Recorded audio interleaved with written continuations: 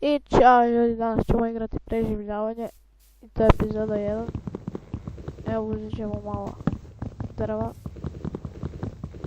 Ljudi, ja samo najavljam, ovdje, oho, kako sam sretan, koji sam ja sretnik, odmah na početku sam našao selo. Ljudi, ja ću samo najaviti u ovoj epizodi, u drugoj epizodi ćemo napraviti neku kućicu, napravit ćemo alat, pa možda i neki armor ako ćemo imati od čega. U stvari, ajde napravit ćemo u ovoj epizodi, barem da pročešljamo uz ovo selo. Nema zvuka zato jer sam ja tako stavio i drugoj epizodi će biti nastavljam. Ovo sam stavio sad tako da me bolje čujete i tako. Znači, u drugoj epizodi ćemo isto tako pročišljavati tako selo i pravit ćemo si kućice. A što su lijepo ovo seljaci uredili. Dobro, imamo i snijeg, napravit ćemo, znači uzet ćemo grudve i napravit ćemo snijeg. Možda i napravimo i snjegoviće i sve to. Ljudi, u drugoj epizodi ćemo napraviti što i ovo, ali radit ćemo mnogo više od toga.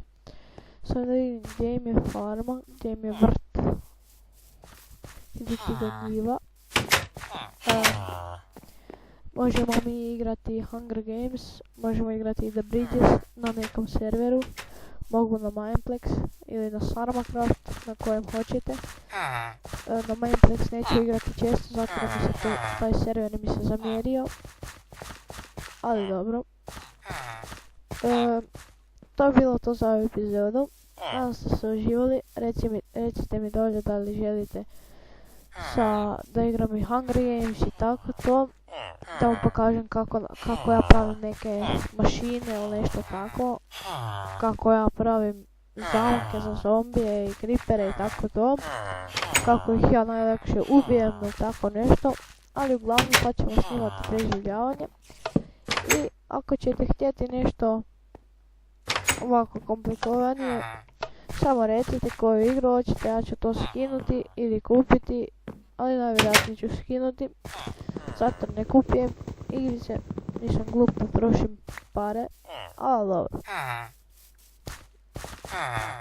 To je bilo to za epizodu, nadam se da ste uživali. Like, subscribe, ako vam se video nije svidio, nemojte odmah dislike, ali dobro. Sljedeće epizode ćemo